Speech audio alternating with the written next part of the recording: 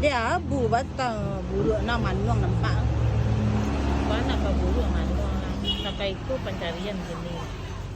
Dan orang berhutang dah nak membayi dah. Siapa butang? Orang nak ke rumah ni nah. Orang nanda ke apa tu dek tinggal dek batang karamgi tu. Iyo. Astagfirullah baranya utang. Bakok nak membayi bayi. Pertama berhutangnya lagi kat 100,000. Ha. Lagi lancar bayi ngah. Ya. Sudah tu naik enggak 200,000. Ya. Lancar juga membayi. Ha. Tu bagi je cik lai. Dek lancar tadi mah kecewa Ya. tu nyolah elok ngah. Ya. Bagi ayo ni naik ni dapat 1 juta ciknyo. Astagfirullah tu.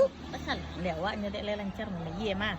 Ha. Bagilah 1 juta tu dia. Ya. Kira ciknyo berjanji gak sebulan kini lah nak setahun puluh. Ya. Dicari dia awak ke rumahnya ndak ada. Dia bersobok ndak pernah bersobok lah dah. Cari pernah berturi ke rumah nak. Ha. Terompa doh. Ya.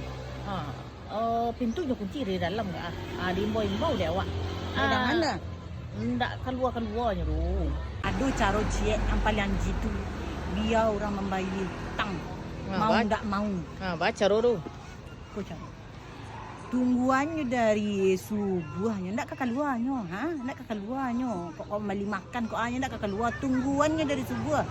Lah nampaknya kepalunya tu stek. Ya cocok bukan Nah, mantap.